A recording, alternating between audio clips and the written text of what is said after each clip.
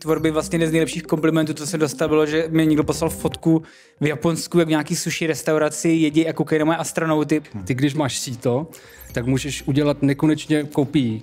Warhol může udělat nekonečně těch polívek. Protože jsem samozřejmě začínal malýma klientama, tak ty měli představu, že to jako ten počítač dělá prakticky za mě, že já tam jenom někde něco kliknu a ono to najednou udělá ten poster.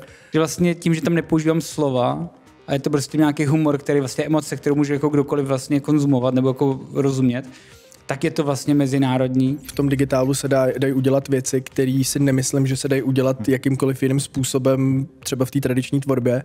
To povědomí o tom je mnohem lepší a že se jako uvědomujou, že tam často jsou jako stovky hodin práce za 10vteřinovým nějakým shotem nebo něčím. Sex, evoluce, náboženství, český baroko. Tak to český baroko mi tam zaujalo, ale asi to možná to všechno spojuje. Jo? Vítejte u prvního dílu Pixel Talks o inspiraci, kreativní tvorbě a trendech, které hýbou světem digitálního umění. Já tady bych chtěl přivítat vlastně skupinu 3 umělců, kteří každý svým svérázným a svébytným a osobitým způsobem tvoří a využívají nejmodernější technologie, které jsou dostupné, co se týkají 3D grafiky, motion grafiky, filmu a podobně. Začal bych asi Honzou Sládečkem. Jan Sládečko je digitální umělec, motion designer a kreativní režisér. Začínal jako 2D kompozitor u hollywoodských filmů a pracoval pro renomovaná česká a zahraniční studia, například UPP, Oficina, The Mill, MPC, Elastic, Mainframe a AX Ponza. V posledních letech se zabývá převážně osobní kreativní tvorbou. V populární sérii krátkých videí Space Struggles kombinuje storytelling, motion design a vtipné situace, ve kterých se ne vždy všechno povede, jak má. Po několika letech v Los Angeles se Honza vrací do Prahy a rozvíjí svou tvorbu o téma meditace a spirituality. V současnosti pracuje na nové sérii, která odráží také vztah k jeho novorozenému synovi a podstatě otcovství. Dochází teď k nějaké integrační fúzi Honzy Sládečka? Já se snažím to nějak jako propojit všechny ty větve do jedné, jakože vlastně v životě má člověk jako různé věci, co ho zajímají a potom jako teoreticky se může dostat nějaký bodu, kde začne nějaká synergie nebo jako se začnou protínat. A já to vlastně zkouším nějak se do toho bodu dostat, ale ne vždycky to jde. Vlastně pak jsem dělal ty astronauty, tady jsou Space Rocket Launch, které vlastně padají na hubu. A to vlastně byl taky trošku můj život. Jako to bylo takový to, že ta snaha někam se dostat a vlastně si trošku nabít a zase znova a znova. A vlastně pak jsem to vydal ven s tím, že už jako jsem to chtěl tu sérii uzavřít a najednou to prostě udělalo rekordy na sociálních sítích nebo mých sociálních sítích. A zjistil jsem, že lidi to stejně chtějí tady to. Že vlastně moc jako jo, dechání, meditace fajn, ale my vlastně se chceme jenom smát. A vlastně, že... Trošku v tahu svých fanoušků, ale zároveň... Já jsem zjistil, tak budu si teď rozhodovat na základě těch čísel, jako tohle to mají lidi rádi a mě to vlastně taky baví. A nebo budu dělat jako něco, co jsem jako chtěl hledat nějakou tu hloubku v tom, no. A s tím si furt jako hraju, no, takže mám teď rozpracovanou novou, protože se mi narodil syn, takže teď dělám novou animaci. Gratulujeme.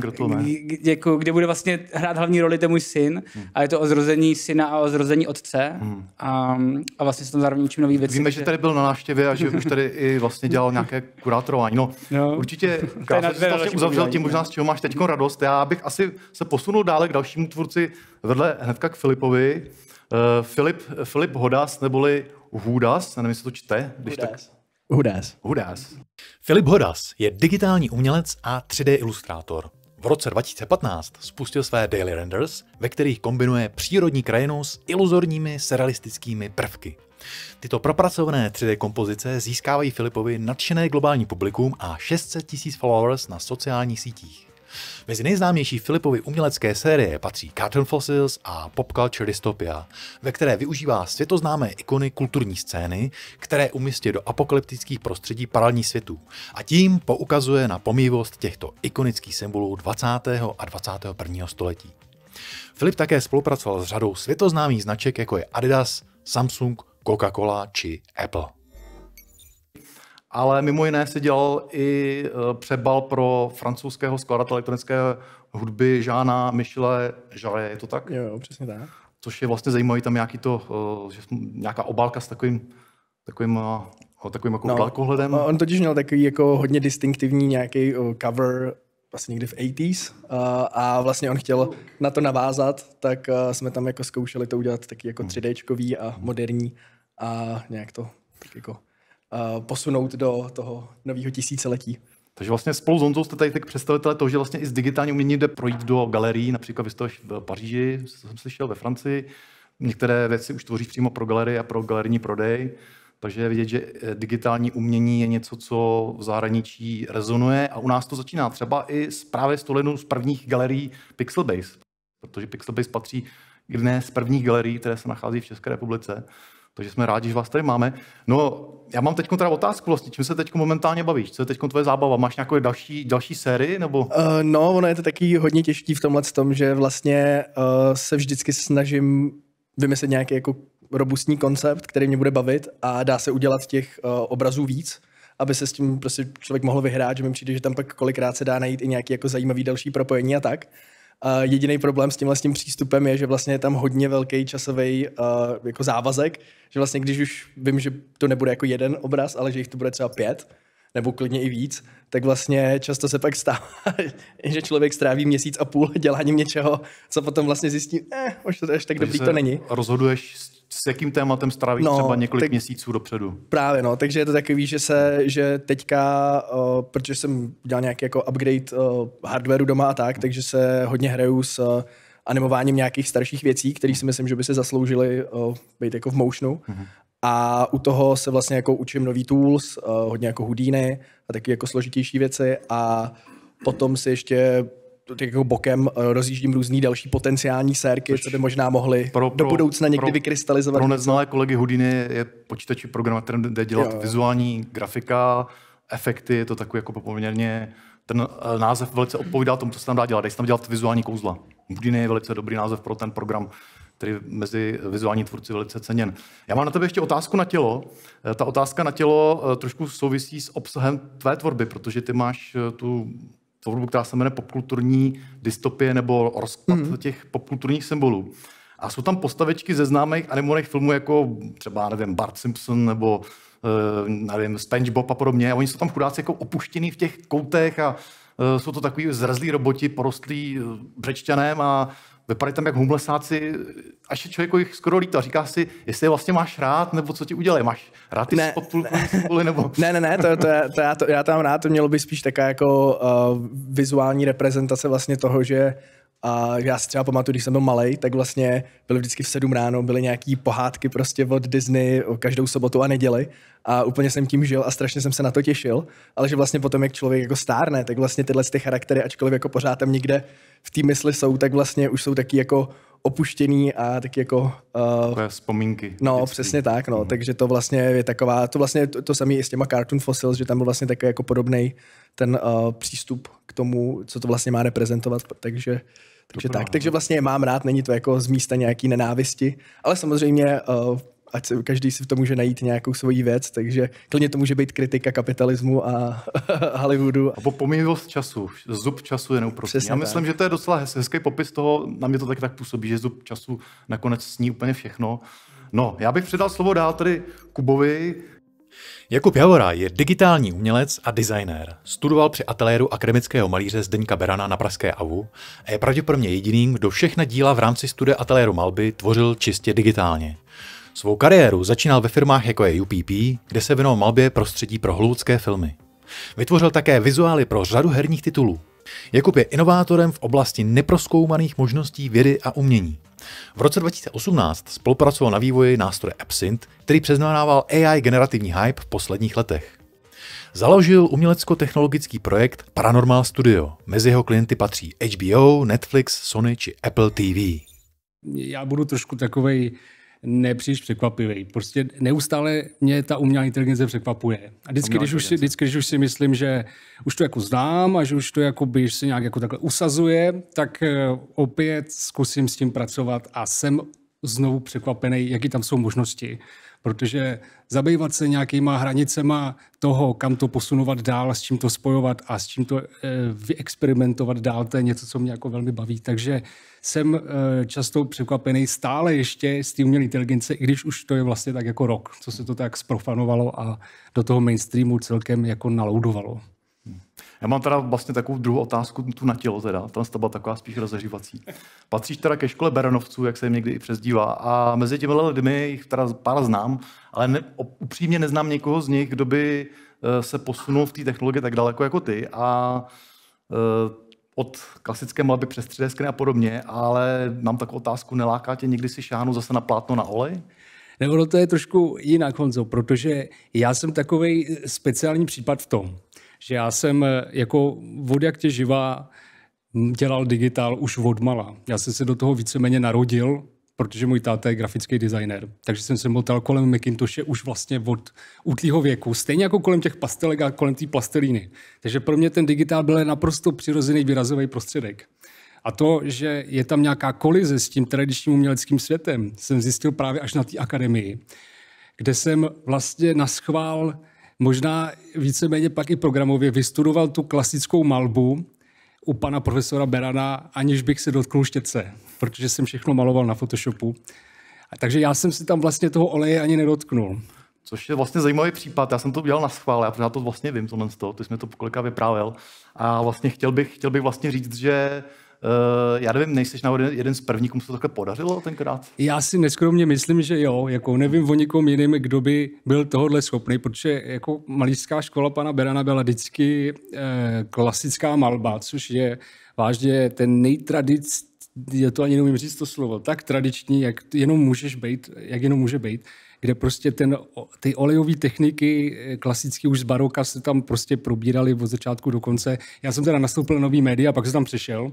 Nicméně byl jsem překvapený, jak pan profesor Beran, jestli o tom budeme potom mluvit, byl tomu jako otevřený. I když je to byl ten největší klasik vlastně celé té školy, možná jeden z těch nejstarších, co tam působili. Dalo by se říct vizionář klasické tvorby s otevřením pro digitální barvy. Myslím si, že on by byl z té umělé inteligence jako nadšený taky. On byl velice otevřený a pro něho bylo důležité, jestli to je dobrý obraz.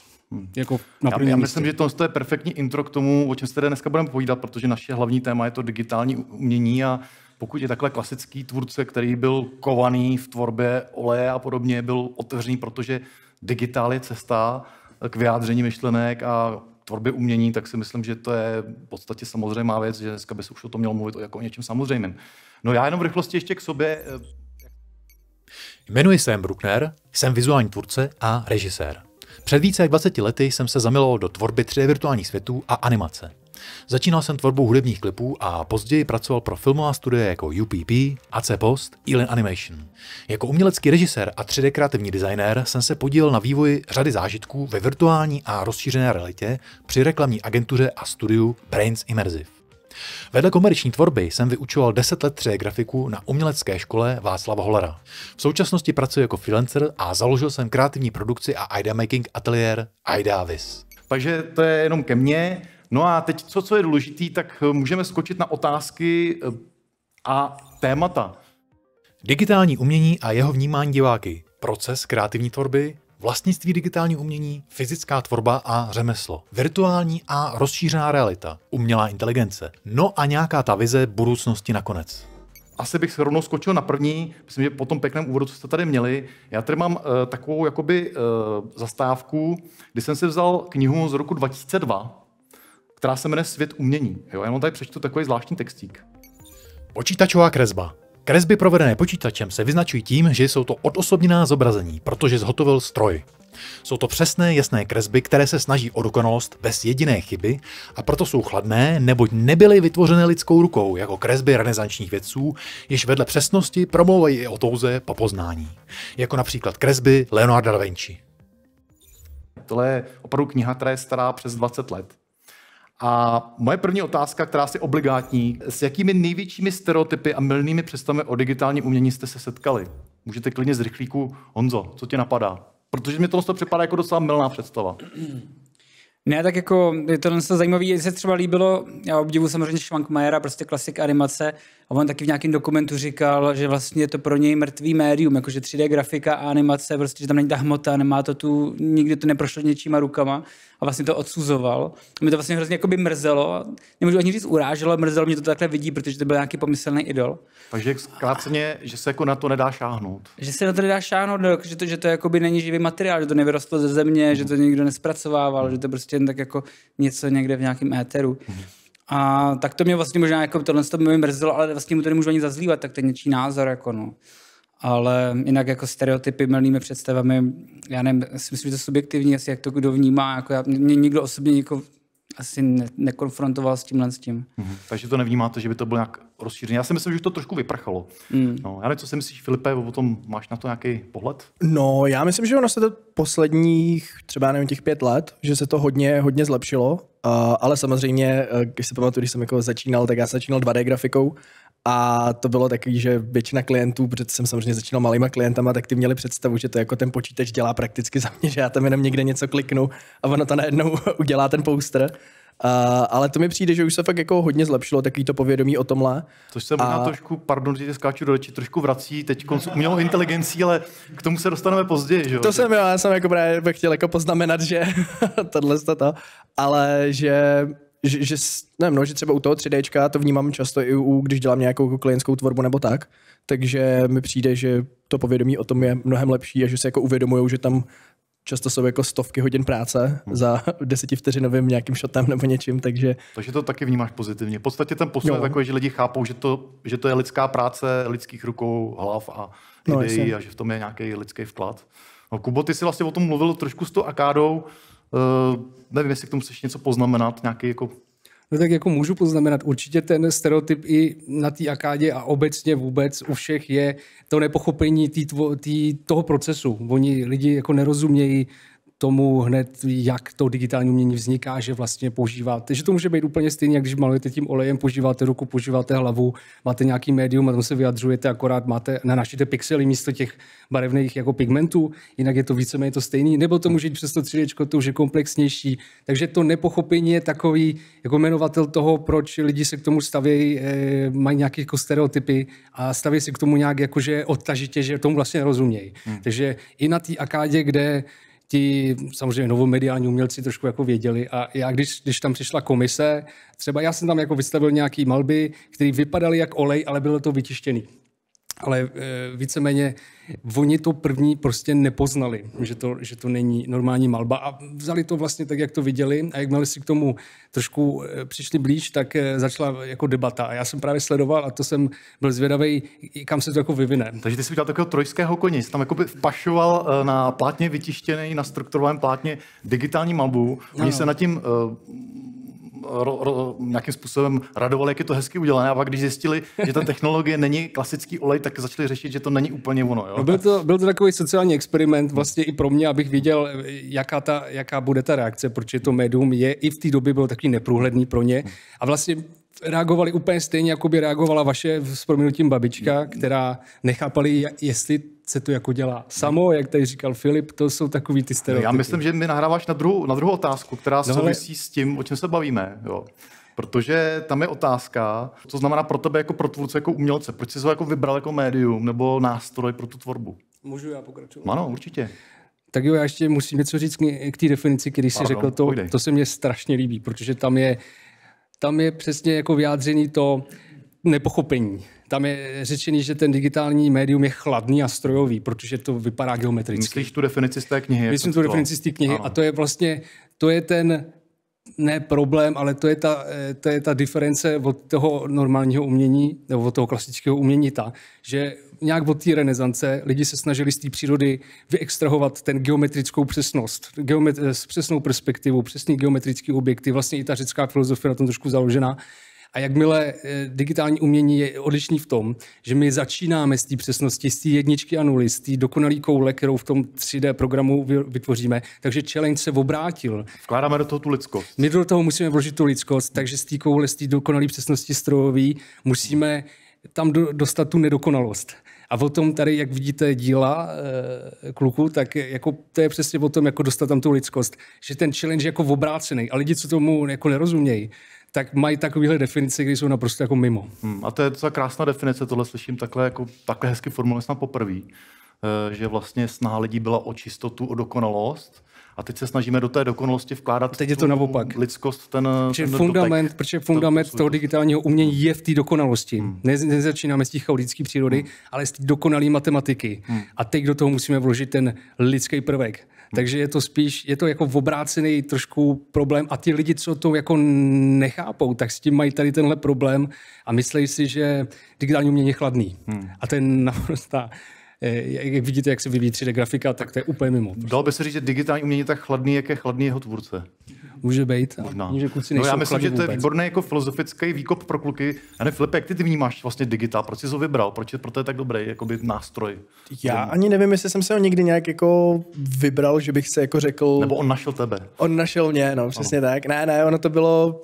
No, já jsem jako vždycky byl taky jako počítačový prostě 90s kid, takže to bylo takový přirozený, vlastně jsem se jako nějaký hry hrál, pak prostě jsem nějaký filmy, začal jsem si zjišťovat, jak se to vytváří a vlastně tak nějak jsem se dostal k tomu, že jsem zjistil, že se tam dají dělat, to se do teďka pamatuju, že jsem našel stránku 3dstudio.cz a tam prostě lidi nahrávali jako někdy v, já nevím, bylo třeba 2003, 2004. Pamatuju, legendární místo, kam lidi chodili. No, a tam se prostě nahrávala, ale jako osobní tvorba dělaná ve 3Dčku. Já jsem teď myslel, že se tím dělají jenom filmy nebo hry nebo tak.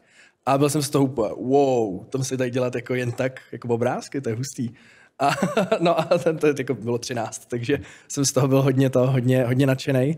A vlastně tak nějak potom mi to zůstalo, no, že vlastně jsem ani nikdy, samozřejmě jsem jako chodil na nějaký kroužky, když jsem byl malý a tak, ale nikdy jsem vlastně ani neměl nějaký nutkání úplně zkoušet jako nějaký, řekněme, tradiční tvorbu. Takže to nadchlo prostě to otevřeností možnostma. Velké vlastně možností. No, vlastně dobrá, no. Přirozený prostředí pro mě. Obligátní otázka přímo směrem Honzovi, pokud tomu nemáš co dodat. Čím se tebe získala digitální tvorba, digitální umění? No tak to vím přesně, to bylo u mámy v bance v práci, když jsme si milovali zase, když jsme si furt kreslili a pak tam prostě přišel bod, kdy tam ukázala nějaký MS Paint a my jsme tam mohli něco nakreslit v počítači, pak jsem to mohl vyříznout a hejbat s tím zleva doprava a jako jsem simuloval, že to jako je animovaný. A moment, když si pustil ten kurzor té myši, tak se to zapeklo do toho obrázku a byl konec a už tady mohl s tím hejbat. Jednocestný Z, jo? A já úplně říkám si, no tam nebylo ani Ctrl Z, tam prostě to udělali jednou a celý obrázek byl zapeklý a konec. Takže to bylo takový to La Prima, jako když maluje malíř prostě na plochu a když to prostě udělá, tak to tam zůstává. Jo. Takže prostě, dokud jsem držel myš, tak to prostě byla animovaná animace, jakmile jsem pustil myš, tak už to bylo prostě finální dílo. Ale tedy, tak to se mě jako hrozně bavilo jako malýho, pak jsem začal hrozně brzo prozkoumávat nějaký gify, animace a v PowerPointu všechno možný. A to byla pro mě jasná cesta, že mě už nezajímalo moc nic jiného. Ale co je pro mě jako digitální, jsem dlouhou dobu vnímal tohle, že co vzniká na obrazovkách, co vidíš prostě na monitoru v televizích, to jsem byl jako digitální umění, ale teď mi přijde, že je toho vlastně mnohem víc, co do téhle kategorie patří. Zajímají mě prostě mappingy, projekce, ledky a interaktivní umění. Tomu se určitě dostaneme, to máme potom takovou jednu otázku na tohle téma. No a tím pádem já bych možná s tebou skočil na další otázku. No jasně, můžeme dát takový jako pendolí, nebo pendlovat tady. Určitě, protože já si myslím, že ty bys mohl říct, čím by mohla digitální umění oslovovat lidi, kteří třeba ještě k němu nemají nějaký vztah, běžný diváky, nebo třeba klasický kurátory umění, nebo jiné umělce, klasické umělce, kterým jak by je to mohlo oslovit? Asi první bych si určil, kdo je ta targetová audience, jakože veřejnost je veřejnost, ale my jsme třeba teď dělali výstavu Hejtmánku, kde byli jako klasický sběratelé obrazů a teď jako, když jim tam ukážeš nějaký kartunový animace, charaktery, tak je to asi moc nenadchne. Ale moment, když tam dali jako do klasického rámu, tak tam byla nějaká sofistikovaná animace, taková abstrakce, to vypadalo, tak jak mě si vyvíjel v prostoru, v čase a je to zaujalo vizuálně, oni z toho byli nadšený a hned už tam byli nějaký zájemci. Pokud budeš mířit zase na někoho třeba mladšího, tak tam bude jiný ten způsob, jak bys to dostal to zajímavost. Podle audience určitě no. Jako, já si myslím, že tohle je asi jakoby věc na další jakoby diskuzi. Možná, že máme těch témat trošku víc. Já nevím, kluci, chcete se ještě vyjádřit? Já si myslím, že jak tady právě zmiňoval Honza, že vlastně v tom digitálu se dají udělat věci, které si nemyslím, že se dají udělat jakýmkoliv jiným způsobem, třeba v té tradiční tvorbě. Takže vlastně tam je, jak bych to řekl, že to je vlastně samo o sobě podle mýho jako skvělý. Takže že si myslím, že tam není už, že za mě tam není nic potřeba dalšího jako dokazovat, že vlastně... Shrnu to v podstatě, digitální umění nabízí možnosti, které klasické umění nenabízí. Přesně tak, no. Dobře. A Kubo, ty to vidíš jak? No tak já jenom velice rychle, já si myslím, že to je generační záležitost. Jakože těžko někoho, proč používám vždycky svoji babičku, jo? Ale těžko svoji babičku prostě donutím k tomu, aby si koupila tady dílo od Filipa. Ale já třeba bych ho rád vlastnil, protože mě jde o tu personu toho umělce, která tvoří v tom médiu v současnosti a je to pro mě nějaký proces, prostě, který dává smysl jako si pořídit třeba. Jasný. No. To je vlastně, ale je vidět, že i generačně třeba u lidí, jako byl pan Beran, to neplatil, ten tomu rozuměl, ten to vnímal. To bylo zvláštní vůbec s ním komunikovat, protože on neměl absolutně vůbec ponětí, o co se jedná. On se prostě díval na ten obraz. Na ten výsledek a bylo mu jedno, jestli jste to dělali umělou inteligenci, když to přeženu, nebo na tabletu, nebo olejem. Prostě říkal, když je to dobrý obraz, jak to funguje. To se mi jako líbí jako definice. Pokud to lidem něco říká, promluvá to k ním, tak je jedno, jestli to digitál, olej nebo dřevoryt. Next. Že? Tak já mám potom další otázku, která asi jakoby navozuje na něco trošku jiného. Jo? Je to proces tvorby. Jo? Co je pro vás, a teď si myslím, že to můžeme i zkrátit, co je pro vás důležitější? Myslím si, že trošku z těch otázek předtím to vyplynulo. Dokonalé digitální řemeslo a proces tvorby, nebo emoce, sdělení a příběh? Tak Kubo, co si myslíš? Jak to vnímáš? Já vždycky hledám balanc a snažil jsem se prostě mít tam obsažený obě složky. Takže příběh, technika. Jasně. Jedno bez druhého nějak jako v mý vlastní tvorbě neumím si prostě odprostit od toho řemesla a udělat jenom čistě ten koncept, který je vizuálně... Kvalitní provedení, který nese dobrý obsah. Co se týče filmu, co se týče nějaký malby, animace, čehokoliv, tak já si myslím, že to musí být spojený. Jakože. Co Filipe, ty jak to vidíš? Asi budeš souhlasit? Já to mám úplně stejně, že vlastně taky jsem se o to snažil trochu oprostit od takový jako toho řemesla, od té jako technické dokonalosti, ale pak jsem tak nějak se s tím smířil, že prostě to asi k tomu patří, k té mojí tvorbě a vlastně se snažím to brát, jako, že to je vlastně taková jako nedílná součást toho. No. A samozřejmě chápu, že ty emoce a příběh jsou mnohem jako nosnější prvky v tom díle, ale možná je to jenom tím, že jsem vlastně jako z té klientské činnosti jsem se postupně dostával k té volné tvorbě, takže možná, že tam jako otázka je, pro koho to člověk dělá a komu vypráví ten příběh. No, to je to tak. No. Já myslím, že u Honzy tam si myslím, že odpověď je poměrně jasná, jak ho znám, tak ten obsah jako začíná převládat. No, jako říkáš to správně, tak ono jako hrozně ti pomůže, když začneš tím řemeslem jako na prvním místě, protože tím si můžeš vydělávat peníze, máš tam tu klientskou práci a díky tomu jsem mohl cestovat a dělat v zahraničních studiích a jsem to hrozně rád. Ale pak, když přišly NFTčka a teď tě to nutí, prostě musíš dělat rychlejš, tak najednou nemáš čas se s tím vypimplávat a prostě potřebuješ rychlejš. Takže jsem začal zkracovat tu technikalitu a dostal jsem se do bodu, kdy to vlastně začalo kulhat a že jsem vlastně zjistil, že musím zase tomu času tam dávat víc. Možná připomenu pro někteří, nevím, někteří takový jsou pro neznalý. Ono NFT, asi předpokládám, že víte, co bylo a co je. To byla nějaká technologie, pomocí které lidi prodávali předražní obrázky, takhle to jsme definovaný. Jo. Ale to je jenom taková jako vsuvka. Jo. Ale Honzo, já si myslím, že teď důležitější otázka je spíš inspirace nebo to, co vás motivuje k tvorbě. To je otázka, která si myslím, že kterou si pokládají tvůrci každou chvíli. Jo? No tak tohle je ta otázka, o který bych mohl být celý panel, si myslím, ale ne, tak já to vezmu zjednodušeně.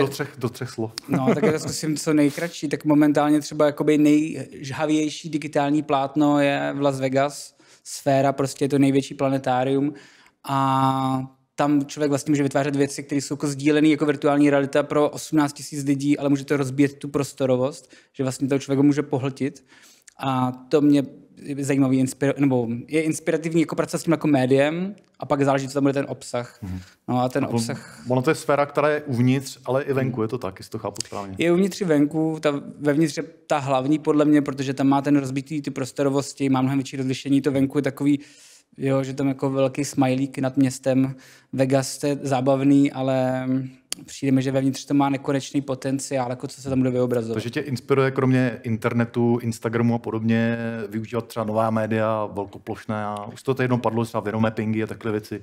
Určitě, jako práce s laserem, se světlem, zrcadla, jakože vlastně my si furt myslíme, že něco vytváříme, já jsem si furt s někam snažil dostat a pak jsem tady viděl na Signal Festivalu kostel nasvícený červenýma laserama s kouřem, nějaká ambientní hudba a já jsem si říkal, tohle je mnohem víc imersivnější než ty imersivní věci, co zkouším jako tam jako šmudlat a dělat ve 3Dčku, že vlastně Mě to furt překvapuje taky to digitální mění, co umí a jakou formu může mít. Dobrý, a téma nějaký inspirace? Jakoby, já vím, že ty jsi dělal tu meditaci. A nevím, jak moc to mám tady za to zabroušovat, no, ale tak jaký rozšířený staví vědomí. Meditace... Rozšířený staví vědomí, to je hodně velký téma. No je to právě hodně velký téma, proto tady jako, ale to je pro mě jakoby velká inspirace. To je hodně široký téma. Pak se rozšíří to vědomí. A pak, jak jsi říkal, ta rezonance s těma lidma, ty témata, já si někdy schválně vytipovávám věci, které si myslím, že by mohly s těmi lidi nějak jako rezonovat a ono to potom jakoby vidíš, že záleží, co chceš komunikovat. No. Takže mi to připadá, je to neustálý proces hledání. No to jak poznáváš sám sebe, tak jako skrz to komunikuješ, že vlastně pro mě je to jenom motion design jako nástroj komunikace. A nebo tak ho no Filipe, jak jsi se ptal na začátku vlastně, jestli neplánuješ nějakou novou sérii, co tě teď oslovuje, jaký téma? Vím, že tady třeba bomba tady je. Ale ono to je taky jako těžký to nějak jako takhle jako zkrátit, že ono je těch témat hrozně moc. Ano, je to tak. A ještě to je takový ten, jako, že mám prostě jako list, kde je prostě asi 100 různých jako nápadů a konceptů, který by se dali do něčeho rozpracovat. A takže to je taky jako, že to pořád mění. Ale třeba o ty zdroje inspirace, tak tam jsem asi, já nevím, to bylo 2-3 roky zpátky, jsem začal hodně dělat fotogrametrii, což je vlastně skenování reálných objektů foťákem. Ono se to vlastně v počítači potom se to dá rekonstruovat a je to vlastně jako reálná replika v tom digitálním světě. A že jsem to vlastně původně začal dělat jako takovou věc, abych se dostal trochu ven od toho počítače a stal se z toho vlastně taková jako příjemný zdroj inspirace, že vlastně kolikrát najdu nějakou, minule jsem byl někde v pohraničí, tam byly nějaký jako opuštěný lázně, tak to bylo jako hodně dobrá inspirace, třeba že jsem tam jako naskenoval tohle a pak s tím dál pracoval. Toho díla s takovým tím šášou, je to tak? Ne, tohle bylo, myslím, už ani nevím, co to bylo, ale někde to bylo. Byla tam nějaká hlavička, ale že vlastně jako, že to je vlastně jako příjemný si trošku jako odpočinout od těch screenů a že vlastně člověk vypadne v úzovkách ven, vezme si kousek toho prostředí zpátky k sobě do digitálu, tam ho nějakým způsobem vylepší o další vrstvy, nápady, o příběh. Přesně tak, no. Tak to je hezký. Takže putování a propojování realitu s digitální realitou, to je určitě zajímavá inspirace. No Kubo, co ty máš za inspiraci teď? Co je tvoje téma? Já vím, že ty jsi dělal nějaký takový fantasy, zvířata, ženy, různý to máš pravdu. Prostředí, zvířata v krajině, běžící do nějakých portálů. Jako fantazijní představy, co teď máš jako téma? Ale v současnosti moje inspirační zdroje jsou sex, evoluce, náboženství, český baroko. Tak to český baroko mi tam zaujalo, ale asi to, možná to všechno spojuje. Jo? No, sex, co to tam říkal? Náboženství, no jo, to všechno v tom baroku, trošku. Je to tam nějak, abych to rozváděl. Je to tam, asi se to nerozváděl, ale je to určitě... Velice mě to inspiruje tady inspirativní. Takže baroko, takže za Kubu baroko, no já bych ještě u Kuby zůstal, protože tohle je jako hodně inspirativní. U baroka bychom mohli hodně jako zabřednout, protože je takový baculatý na delší vyprávění, ale máme tady ještě spoustu zajímavých témat. Kromě procesu tvorby je tady otázka taková přízemní, jo? Od baroka a náboženství a takové věci jsme se takom posunuli trošku na zem. Je to taková otázka, která zajímá spoustu lidí, kteří jsou třeba kurátoři nebo umělci, kteří se snaží prodávat svoji tvorbu. Existuje vlastně v digitálním světě nějaký originál? Lze ho vůbec fyzicky vlastnit? To je otázka. Můžu začít? Tak já teda nebudu řešit NFT teďka. Jo. Rozumím. Podle mě jako neexistuje. Ale vlastnit ho můžeš. Můžeš ho vlastnit asi podle mě stejně jako vlastníš magnetický záznam svých peněz na účtu. Ty taky nějak jako vlastníš ten záznam, přitom to je jenom magnetický záznam, tak proč bys nemohl vlastnit magnetický záznam? Hodně velký téma. Proč bys nemohl vlastnit magnetický záznam nějaký krásný animace nebo nějaký krásného obrazu? Podle mě to jde a nevidím v tom žádný problém. A co se týče jakoby toho originálu, nebo jestli existuje nějaký originál, to se mi právě na tom líbilo, že ta digitální tvorba je založená esenciálně čistě na té informaci víceméně. Je to prostě nějaký kód, který když napíšeš na papír, tak ho teoreticky můžeš potom kdykoliv zreplikovat za 1000 let. Stačí ti ten kód. Takže teoreticky to lze, teď spíš jde o tu společenskou dohodu. Ano, je to prostě založené na konvencích. Ten umělecký svět tradičně konvenčně je založený na tom, že máš nějaký artefakt, který se časem rozpadá. a ten artefakt tady jako chybí, takže ti lidi jsou zmatený a nevědí, jako jestli to má tu hodnotu. V dílech se rozpadají artefakty, tak je to tak. To je pravda, ale jako ta Mona Lisa se rozpadá a přijde čas, kdy jako nebude, ale Filip doufám, že tady jako přežije, protože ten kód jako je něco, to je prostě jsou jedničky a nuly, který můžeš vytesat do kamene a furt to bude ten Filip, ale ta Mona Lisa prostě už nebude taková, jako byla namalovaná. Takže jakoby zvláštní bylo právě, i když jsem nad tímhle přemýšlel při studiích, že nějaká ta komodifikace toho uměleckého díla, že ten artefakt se vlastně stal, na základě toho artefaktu je vybudovaná nějaká šílená komercializace a ten obchod s uměním, tak ten digitální svět to jako paradoxně neguje úplně, protože ten originál neexistuje, což mi přišlo velice zajímavý jako prostor právě pro tvorbu a pro to, co to udělá vůbec s uměleckým trhem, jak se to jako vyvine. No mně se tam líbí ta myšlenka toho, že říká, že to je taková archa pro zachování té tvorby, že vlastně nevýhoda klasického umění je v tom, že je víc pomíjitelný, nelze kopírovat. Ty v tom vidíš tu výhodu. To si myslím, že je docela zajímavá myšlenka, že se nemusí člověk zabývat tolik tím vlastnictvím, ale i tím, že to přetrvává, že to je kopírovatelný, že to je vlastně ta výhoda nakonec. No ale ještě poslední věc, co se týče nějaký, jako, kdybys to měl brát nějaký jako technicity toho média samostatně, tak je to asi něco podobného jako grafika.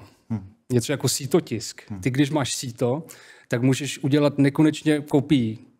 Warhol může udělat nekonečně těch polívek, můžeš udělat nekonečně kopií, takže vlastně vyvinuli se nějaké strategie, jak ti umělci tady s těmahle médiama pracují, že dělají omezené série a podobně. Ten trh si jako našel cestu, jak to zkomodifikovat, jak udělat ten artefakt, takže se nebojím a myslím si, že s NFTčkem se to i ukazuje, že ten artefakt se dá udělat i z toho digitálního umění. Budou přicházet technologie, ty to budou pomáhat. Jako určitě. Jako, Filipe, ty to vidíš? Já to vidím vlastně dost podobně, že vlastně ten originál a kopie v tom digitálním světě vlastně jako není podle mého vůbec jako relevantní pojmy, protože vlastně jsou to pořád jenom data. A já si myslím, že to je právě jedna z těch věcí, kterou hodně lidí, nebo jako, že když byl prostě ta NFT mánie, takže hodně lidí moc jako nechápalo, co vlastně to NFTčko je. A to NFTčko není vlastně jako originál, to je jenom taky jako, dejme tomu, jako přeneseným slova, no, jako v smyslu, ale vlastně je to jenom taky, dejme tomu, vlastnický certifikát, který si ty lidi můžou prostě koupit. Taková kryptosmlouva. Přesně tak. A vlastně tím, že to je, jakoby, teď nechci jako zabředávat do nějakých detailů, ale vlastně tím, jak fungují ty kryptoměny, tak vlastně díky tomu je to vlastně uchovaný vlastně navždycky a je to nějak nenapadnutelný a nedá se to nějak změnit nebo přesunout jakkoliv jako s tím. Takže což je třeba docela unikátní jako koncept v tom digitálním světě. Takže z toho hlediska mi to přijde třeba hodně zajímavý. Ale myslím si, že vlastně jako digitální data určitě nejdou fyzicky vlastnit. Jako. No já myslím, že je to velice pragmatický pohled. Nikdo to neobhajuje žádný NFT, jenom prostě v tom vidíme nějakou technologii, která je užitečná. A jestli přijde nějaká lepší technologie, ty se bude říkat nějak úplně jinak, tak nám je to úplně jedno. Tam jde hlavně o to, aby se mohlo šířit to umění, prodávat se a vytvářet vztah mezi divákem a umělcem. Ale myslím si, Honzo, k tomu máš ještě co dodat, protože ty v tím máš obrovské zkušenosti. Bych jenom řekl jednu věc, která mě zaujala, a to věřím, že to jméno si pamatuju správně, Damien Hirst, když udělal takový test, že vlastně udělal tisíce nějakých svých skic a vlastně, že je prodával a člověk, když si je koupil, tak buď dostal ten originál, anebo ten originál spálil a dostal jako digitální kopii, že dostal to NFTčko. A že vlastně už nechal na tom divákovi vlastně, co je pro něj cennější. A tohle to mě zaujalo, že byli nějaký lidi, co vlastně říkali, no jasně, že to digitální, k čemu to bude? Já si do obyváku nezvu lidi, prostě to chci jako, ať to vidějí lidi na internetu, že to mám. A tohle to mě taky jakoby zaujalo, takže asi se to taky bude měnit v čase, jako jak lidi budou chtít sbírat věci, no. No, teď si Honza teďkonle otevřel otázku, která s tím přímo souvisí. Vy už jste do ní vpluli rovnou. A ta otázka souvisí s tím, proč by někdo měl vlastně chtít vlastnit digitální tvorbu složenou z jedniček a nul. A ono už to tady v podstatě zaznělo, jo, protože, já nevím, Kubo. No Slady to úplně vlastně dobře teďka navázal, protože my se přesunujeme z nějakého toho reálného světa do nějakého digitálního světa postupně do nějakého metaverzu, takže prostě ty digitální artefakty tam najednou začnou hrát roli. a začnou být prostě v něčem podstatný, protože tu Monu Lisu si tam jako nepřenesete. Ale ty, jak říkal, že oni chtějí té digitální verzi, aby to mohli na těch sociálních sítích jako ukázat. To je přesně ono. Já si myslím, že tohle je prostě trend, který bude pokračovat, proto tady galerie má těžký smysl. Takže Pixel Base by mohlo být dobrá, to by dalo by se říct, startovací pole pro to říct, tohle digitál má smysl. Dobrá, tak já mám teda potom tím pádem otázku, která nás zase hodí trošku na zem. Fyzická tvorba, tím myslím, láká vás možnost přetvářet nějaký vlastní digitální věci do fyzického světa prostřednictvím 3D tisku, prostorových instalací, hologramů nebo jiným způsobem. Honza už se tam zmiňoval o ty obrovské sféře, co je v Las Vegas. Já nevím, Filipe, ty to nějak vnímáš? Jakoby třeba... Jo, já právě jsem v posledních asi 2 letech se začal o dost víc zajímat o 3D tisk a různé možnosti jako odlejvání věcí a podobně, protože hodně těch mých hodně věcí, co vytvářím, tak jsou vlastně digitální skulptury, takže tam je to docela, že to jako lehce propojit s tím 3D tiskem a potenciálně z toho udělat nějakou reálnou skulpturu. A přijde mi to hodně zajímavý, protože tam zase můžou být třeba takový ty jako reální imperfekce, které můžou zase se protnout s tím, že vlastně že to začalo v digitálu, ale potom to vlastně končí v tom reálném světě. A třeba u toho odlitku, tak každý odlitek je vlastně trochu unikátní, každý má trošku jinak, třeba někde něco není odlitý úplně perfektně. A že mi to vlastně přišlo zajímavý s tím tak trochu jako experimentovat a nějak se trošku jako použít ruce i na něco jiného než mačkání tlačítek. Jsem se říkal, když jsem viděl ty tvoje hlavičky s těma lepkama, že to je opravdu jak z nějakého muzea bizarních objektů, jak byly takový ty ovludáry a dřív, tak že bys mohl dělat takovou výstavu, třeba někde ve Vídeňském muzeu, že by to bylo jako stylový v nějakém Tyhle zrovna mám, myslím, 3 z nich mám vytištěný jak se tomu říká, laserovým sinteringem a pak jednu toho SpongeBoba, tu lepku, tak to mám udělanou vlastně jako 20kilovou bronzovou sochu. A myslím, že to je jako docela to už je složitý technika, tam se používáme ten ztracený vosk, je to tak nějaké. No, to jsem jenom jako tak testoval, jestli to vůbec půjde, než do toho zabřednu moc. Takže to jsem se na to sehnal firmu a s nima jsem jako docela blízce spolupracoval, abychom to nějak jako vymysleli, jak to jde udělat, protože to je poměrně komplexní jako tvar. Takže hmotný fyzické věci pro tebe mají určitě smysl. A nevím, Jakube, jestli ty máš teď nějaké potřeby zrovna z digitálu odcházet zpátky do fyzična, máš nějaké takové jakoby potřeby? To mně se líbí tady galerie, že se můžou v fyzickém světě podívat na ty digitální díla, to je jako úžasný. Ale v současnosti jako nemám úplně nějaký průniky. Možná později, určitě tam je spousta možností. Máš teď prostě období umělecké, kdy jsi v nekonečném prostoru digitálu a ten vyhuje. No tak spíš jenom tak jako přemítám nad tím, co by jako šlo. Právě to český baroko je úžasný, zakotvený v tom fyzickém světě naprosto jako podstatně, takže přemýšlím nad nějakým propojením, ale žádný bronzový sochy zatím jako nedělám. Dobrá. Ale Honzo, jestli k tomu chceš něco dodat, protože já myslím, že ta inspirace s tím Las Vegas bylo docela... Ne, tak ty projekce, to je jedna věc, ale teď jsem začal dělat víc ve fyzickém světě, jakoby úplně mimo tohle, jakože jsem si koupil chatu a jsem v lese a musím říct, že to taky boží a naopak chci vzít ten digitál do tohohle z toho a jak to tam propojovat a to mě celkem jako láká, ale to se to můžeme pobavit za rok, za 2 spíš. Architektura, přesnou se na architekturu. No, nejenom architektura, mě zajímají právě i ty projekce v přírodě třeba a jako přinést interaktivitu do přírody. No. Ale mě tenkrát nějak říkal, že jsi použil snad AI pro to, aby si vymyslel nějakou kreativu toho z té stavby. Jo, to je pravda. Že teď vlastně používám AI i jako pro architekty a architekti pak koukají, že si ty jo. No, taky přijdem o práci. K tomu se dostaneme. Já myslím, že když už takhle držíte mikrofon, tak já bych se posunul k dalšímu tématu, který si myslím, že je na tebe taky dost šitý. A to jsou taky ty buzzwordy, věci, které jsme slychali často, mnohokrát v různých polohách, ať to bylo od Mety nebo od Apple, každý tomu říká trošku jinak, chvilku je to mixed reality, pak je to augmented reality, teď je to teda spatial reality, nevím, je to takový nějaký boj o termíny, ale mě by zajímalo spíš něco jiného. Jo? Jak vnímáš teď v této chvíli virtuální realitu a rozšířenou realitu jako umělecký médium pro běžného diváka v dnešní době? Jako je to příjemný, nepříjemný, je to zajímavý, inspirativní, nebo jak to vnímáš? Tak mně přijde, že to samozřejmě má nějaký náběh, kdy vlastně se to víc rozšíří do domácnosti, kdy to bude levnější a přístupnější, ale jako co se týče toho používání, tak pokud to dáš někomu, kdo nebude chápat ten user interface, bude se tam s tím trošku bojovat, tak jako musíš tam vysvětlit, musíš tam u toho člověka bejt. Ale jako médium jako takový, tak mi to přijde boží. A vlastně i česká hra, vlastně Beat Saber byl jako krásný úkaz toho, že někomu za minutu vysvětlíš, jak ta hra funguje a on se chytne a najednou úplně zapomene, kde je a už je v nějakém rytmu, už je v nějakém vizuálu ztracený. Takový virtuální Tetris, to byl. No, to jako bylo to Guitar Hero podcast Star Wars, nebo nevím, jako, ale prostě co jsem chtěl říct, že vlastně, že to médium je boží. Jakože mě to médium přijde hrozně zajímavý. Zároveň samozřejmě nějaký stinný stránky tam můžou být toho taky. Ale spíš mi přijde nevyužitý, že to hrozně málo dobrýho vzniklo, je to technicky jako výkonnostně náročný, aby ty hry běžely prostě real time. Já si s tím teď hraju a vlastně jsem si jako vymyslel takový setup, který mě by hrozně bavil jako si s tím hrát a přijde mi to i zábavnější v něčem, než třeba ten Beat Saber, ale prostě to neutáhnou počítače, neutáhnou to ty headsety standalone, takže se to musí člověk ještě chvilku počkat, než to bude víc dostupný. No. Ale také z mého pohledu, jakože určitě to je budoucnost. Dobrá. Takže VR nebo virtuální realita, rozšířená realita, jak to vnímáš, Filipe?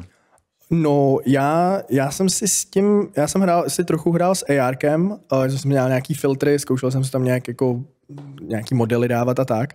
A mně vlastně přišlo, že tam je v dnešní době pořád hrozný bottleneck, co se týče jako těch textur, té velikosti těch jako dat, co v tom můžou být zobrazitelný nějak rozumně pro většinu lidí.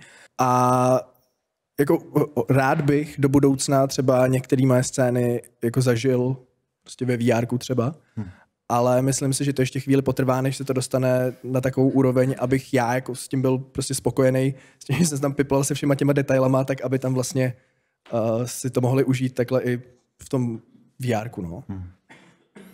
No a Kubo, kluci se na to koukali hodně z pohledu tvůrců, zkus se vžít teď na chviličku do pohledu jakoby diváka. Jak si myslíš, jak to na ně může působit oproti klasické tvorbě? Jako, jak ty to vnímáš jako kreativní člověk? Je to dobrý pro způsob, jak vyprávět? Nebo jak to vnímáš?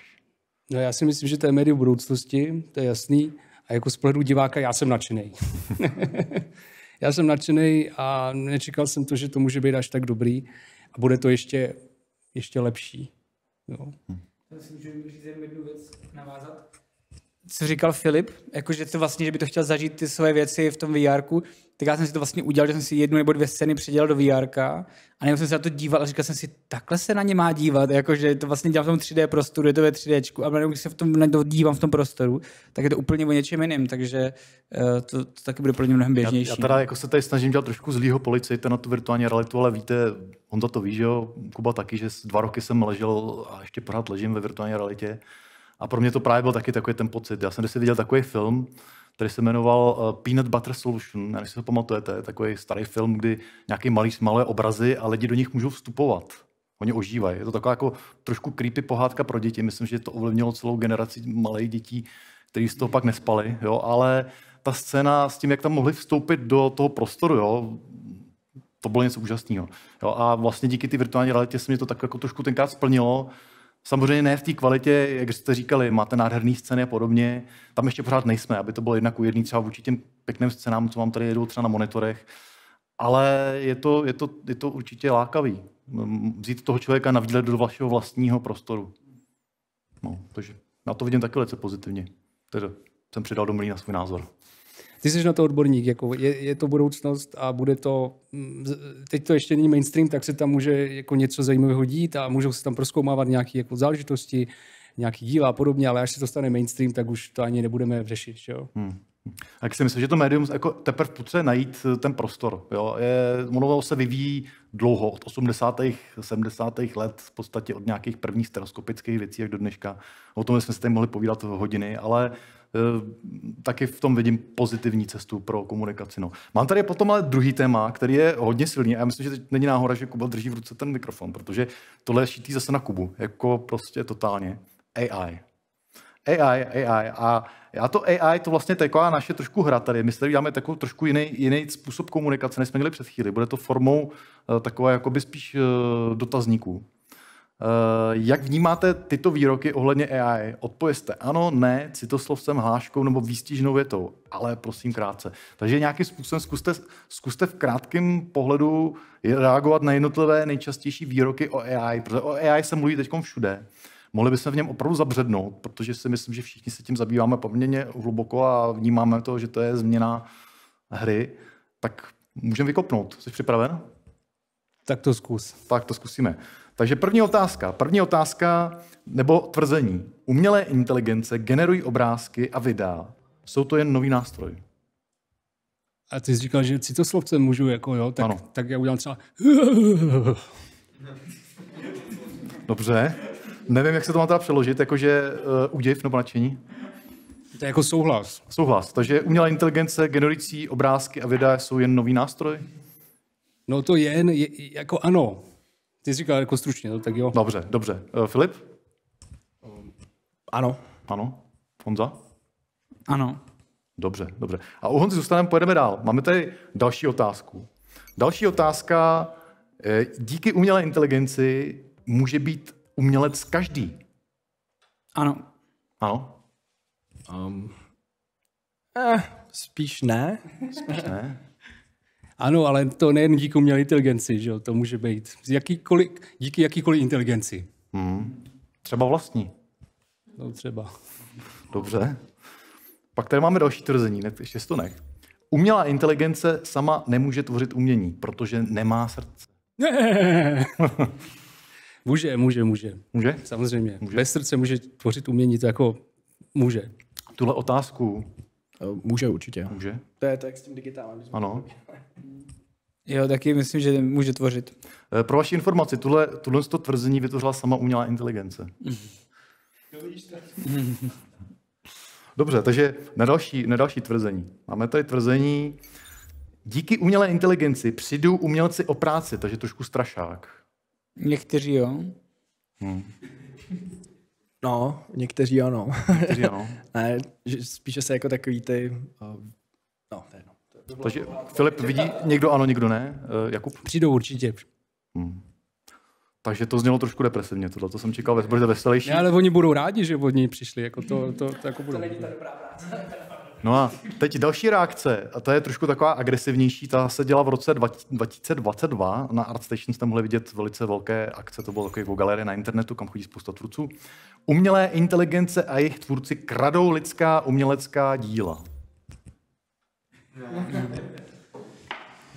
A umělé inteligence a jejich tvůrci kradou lidská umělecká díla. No, to kradou, no. Takže si myslíte, že to tvrzení je pravdivé, je to tak? No, tak vznikají z nich nová díla. Takže je to, jako stojíme na ramenou toho, co tady bylo postaveno před náma, jakože to vlastně posouvá se to dál. Takže určitě to hodně vychází z toho, co už bylo. Filip? No, já myslím, že jo, protože kdyby vlastně se přestali vytvářet nový díla, tak by vlastně ta AI sama požírala sebe a skončilo by to v entropii, v šumu. takže asi jo. Já myslím, že to je krádež za bílého dne. A nejvíc kradou tady Filipa, protože to vypadá jako dost podobně, tak jako krásně. No, já jsem slyšel, že někteří tvůrci, kteří jsou známí v NFT světě, se toho přímo inspirovali a brali tvoje motivy. No, jako tu. Ale kradou úplně stejně, jako se kradlo předtím, že? To není nic nového. Takže se kradlo, bude se krást a krade se. Dobře, tak AI je krádež. Na úrovni jako milionů a bilionů obrázků najednou. Ten obraz je větší. Ale zároveň se líbilo to, co říkal Honza, že je to postavené na těch zkušenostech těch lidí, co jsou před nima, na tom, že vynesli nahoru. To je hezká myšlenka, že to vlastně postaví na něčem, co tady bylo předtím, na tom vědění kolektivním. Dalo by se říct. Tak jo, takže další tvrzení, to tvrzení je poměrně skandálnější. Umělé inteligence nás nahradí hlavně politiky.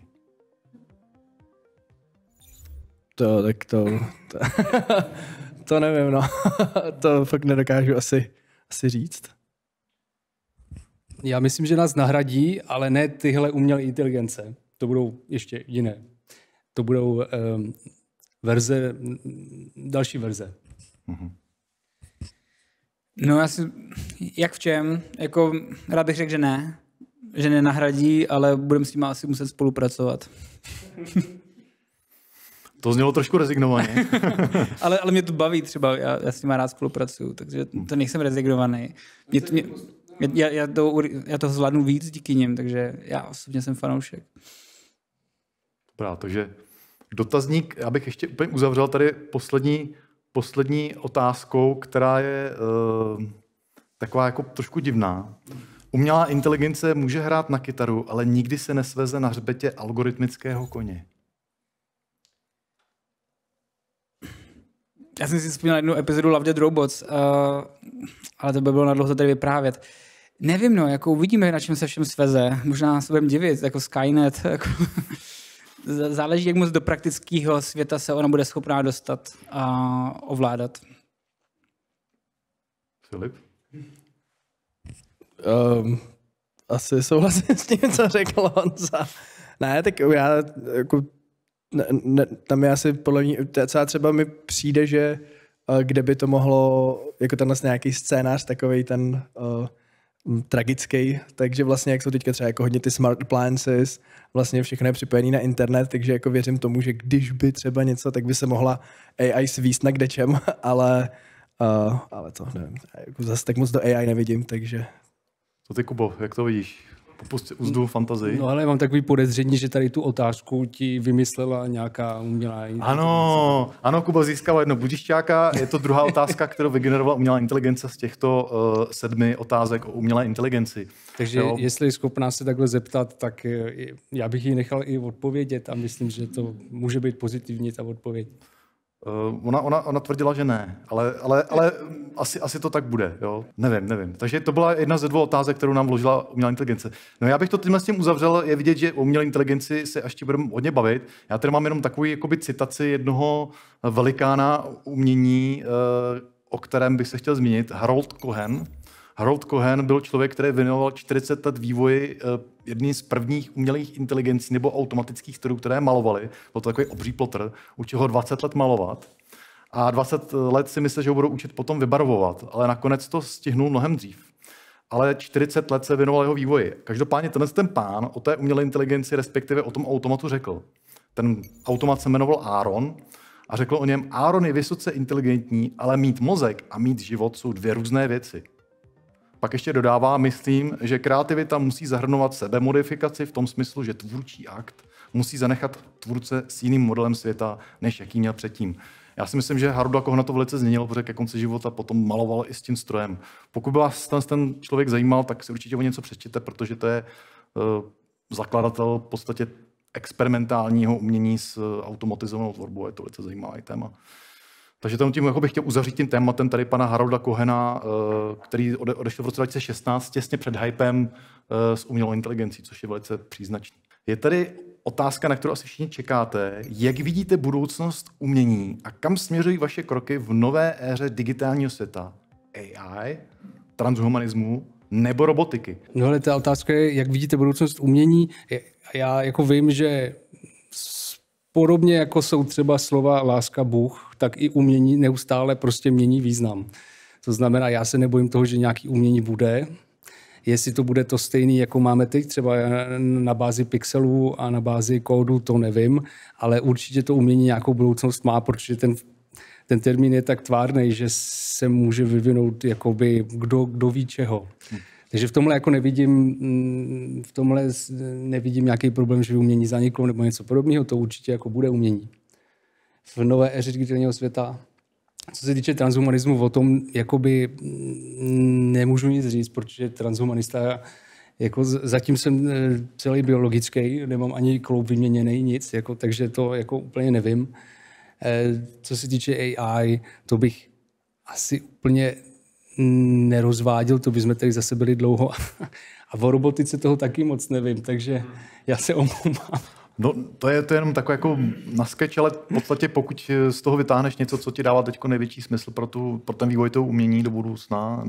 Já si myslím takhle. Můj názor je, že umělci budou mít úplně stejný problémy, jako měli vždycky, sběratele budou mít úplně stejný problémy, jakoby, že ono se možná něco změní, nějaký média se změní, rychlost se změní, zrychlí se to, lidi se třeba přesunou do nějakého toho virtuálního světa, vzniknou virtuální umění, virtuální umělci, nebo možná jako AI umělci a podobně, ale ti umělci fundamentálně budou mít pořád stejné problémy a to znamená, jak vyniknout nad ostatníma, jak udělat něco nového a to bude stejný problém jako za renesance, za baroka, takže ta změna přijde, ale problémy budou pořád stejný. Takže hra je stejná, jenom se mění herní kameny v podstatě.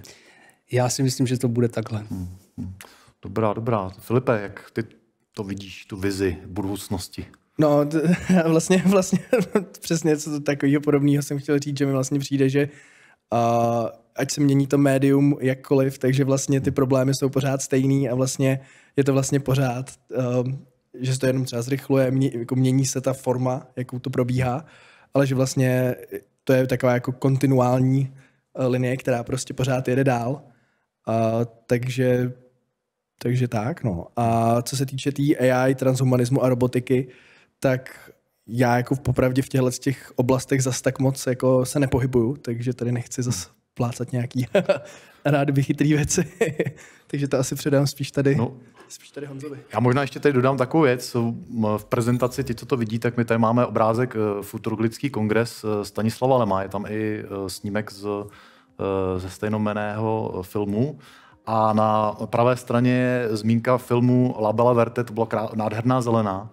A jsou to dva protichůdný filmy. Jeden film vykresluje takovou dystopii, kde lidi prodávají svoji identitu seskenovanou pro účely biznesu a v druhý hledají jakoby ty kořeny a tu přírodu. Honzo, ty myslíš, kam se to bude vyvíjet tohle?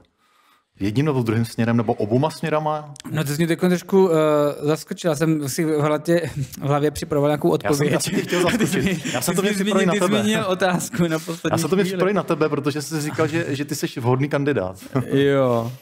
No, takže ještě jednou mi to řekni, jaký jsou ty směry? Směrem takového technicistního světa, anebo takového návratu k přírodě? No tak já si myslím, že v obojí, ale že jako bude vyhrávat ten technicistní, kde tu technologii, že pak budou nějaký ty hippíci někde tam jakoby běhat v přírodě, budou se snažit do ní vracet a jako je tam velká tíha, jako hodně lidí se k tomu navrací, ale ten mainstream a ty davy tak jako jdou jasně nějakým jiným směrem, protože já jsem naopak chtěl říct, že doufám, že budu že budu zvládat držet to tempo, jako který to teď nastaluje. Že vlastně to AI a všechno vlastně dává nový nástroje a teď vznikají lidi, co prostě s menšíma znalostma nebo úplně jinýma znalostma nedokážou tvořit a vytvářet tak nějaké věci, posouvat to dál. A že vlastně strašně jako ta doba je tak neuvěřitelně rychlá, že když to byl jeden kovář, jeho syn byl kovář, jeho prostě táta byl kovář, ale teď prostě já jsem nějakým odvětví, který nebylo, když jsem se narodil a možná, že zanikne dřív, než zemřu, jakože vlastně jako v tom smyslu, že už to převezmu zase nějaký jiný technologie, jiný stroje a jinak to bude fungovat, takže mně to přijde zajímavý, ale právě, že nejhezčí mi přijde najít jako ten sňatek těchto dvou světů. Jako najít sňatek té přírody a toho digitálu a toho poznání a najít nějakou synergii. A to mi přijde, že by mohlo být i takový happy end, takový šťastná cesta pro lidstvo. Taková ta rovnováha. No mě tam zaujalo to, co jsi říkal teď s tou kontinuitou, táta kovář, syn kovář, všichni kováři, že se předávali to know-how. V podstatě my jsme teď jakoby daný tomu, že my musíme se mnohem rychleji adaptovat, ale zároveň je tam podvědomě taková ta brzda, která říká, ale zase to nesmíme jako přepálit, protože četl jsem takovou jakoby informaci, že nějakých, nevím, jestli to je pravda, ale průzkum, že nějakých 3 až 5% lidí stíhá sledovat vůbec jakoby změny těch technologií tak, aby byly schopní je nějakým způsobem replikovat pro ostatní lidi a předávat jim informace o tom, že jenom to sledovat je strašně těžký. Jo. Já si myslím, že nikdy žádný médium nezaniklo. Takže jsou nějaký trendy, ale ty můžeš být naprosto úspěšný umělec s kamenem a kladivem nebo s papírem, že může se vrátit k té přírodě. Já znám lidi, kteří si myslí, že jako malba dneska už vlastně nefunguje, že přece ten člověk se nemůže uživit malbou, že to je nějaký starý jako anachronistický médium. Vůbec není pravda. Můžeš být naprosto spokojený, životaschopný malíř dneska. Samozřejmě ty trendy jsou různý. Teďka, co se týče nějakých jako nových médiích, tak ty trendy jsou jako rychlí, posunujou se, lidi se učejí, lidi prozkoumávají. To třeba baví podle mě nás, že to jsou nějaké nové hranice, které ty můžeš prozkoumávat, protože my jsme podle mě, nebo aspoň já jsem jako průzkumník a rád zkouším něco, co v uvozovkách ještě předtím nikdo neskusil. Ale jsou lidi, kteří prostě nepotřebují vůbec tady tímhle způsobem jako tvořit. Oni vědějí, že když šáhnou na to plátno, tak na něho před nima šáhlo jako tisíce lidí, ale stejně dokážou vytvořit něco unikátního i přes tady ten šílený jako baggage těch historických jako postupů. Takže já bych se vůbec nebál toho, že Slady třeba začne malovat jako později, nebo Filip, že začne dělat sochy a budu to brát jako naprosto přirozený prostě postup, proces a rád si zajdu na výstavu. No mně se líbí, jak vlastně Kuba tady teď už načrtnul vizi toho, co byste mohli do budoucna dělat, kluci. Vy už to máte jasný, jako tady Filip sochař, Honza malíř v lese, ale zároveň to třeba bude propojený s tou digitalitou a já bych možná, pokud ještě k tomu Filip chce něco dodat. Jo, já jsem jenom ještě, jak Správě říkal, že ty média jako nezanikají, ale že vlastně se nějak tak jako posouvají, tak mně vlastně přišlo hrozně hezký, že když vlastně začala nějak popularizovat fotografie, takže právě hodně lidí si myslelo v té době, že vlastně malba, jako médium, že vlastně to zanikne, protože vlastně malba byla používána na zachycení reality a najednou tady bylo perfektní zachycení reality, a který bylo instantní a nebylo na to potřeba 20 let jako učení a podobně. Jo, a to jenom v rychlosti to. A že mi to vlastně přijde, že vlastně tohle podobný mi třeba přijde i s tou AI, že vlastně si myslím, že i když něco může jako vygenerovat rychle okamžitě nějaký obrázky, takže si pořád myslím, že tady vždycky bude prostor pro nějaký jako umění, který jsou i vytvořený prostě člověkem, který tam bude předávat nějakou svoji message nebo nějaký svůj pocit. Takže můžu tomu jenom něco.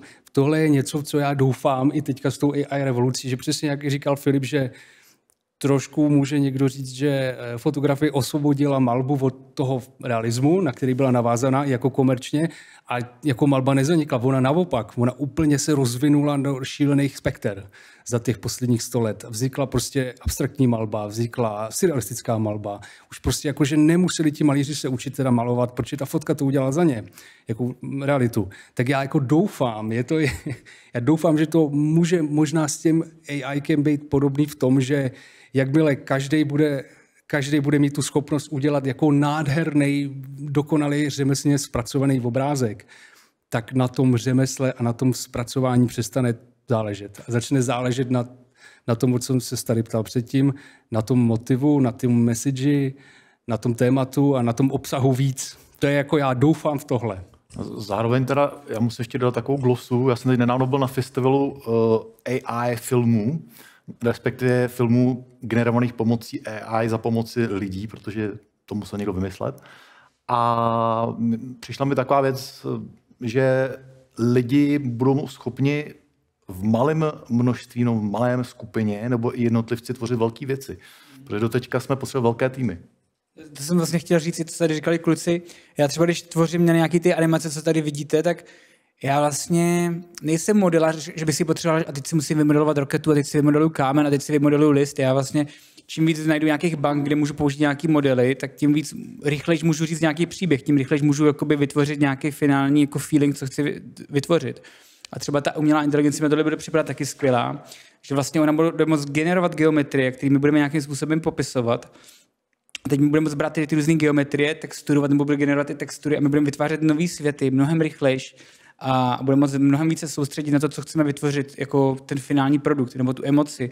A nebo právě, že už budeme používat nějaký kódy, ono to i může kódovat, takže budeme vytvářet hry, interaktivní experiences a nebudeme vázaný, tak jako když vytváří lidi hry třeba, ty AA tituly vyžadují strašně moc peněz, tak my si musí udělat jakoby, jaký lidi by to asi hráli, musí být střílečka, musí být takovýhle a vlastně ty hry jsou takový trošku vykastrovaný něčím a vlastně tím, že to bude dostupnější, tak my budeme vytvářet mnohem víc jako různorodého obsahu, který si najdete své jako diváky, budeme moct být divočejší, takže to, co vlastně tady popisoval s tou malbou, tak doufejme, že se nám stane v tom digitálním světě a bude to fajn.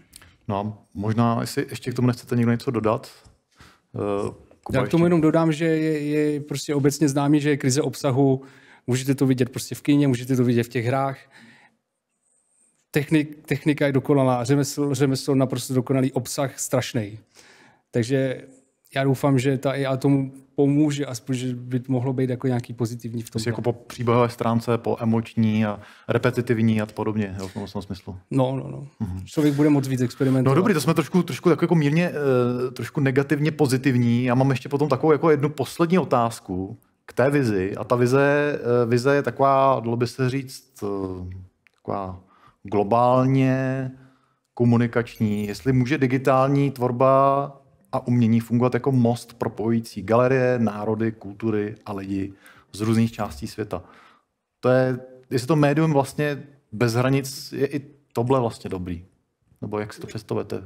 Jo, já myslím, že v tomhle je právě digitální umění poměrně dobrý, že to je taký, jako, že vlastně není jeden originál někde zamčený v nějakém museu nebo v nějaké galerii, ale že vlastně si to může poměrně jednoduše šířit po internetu, po sociálních médiích a myslím si, že to je určitě fajn.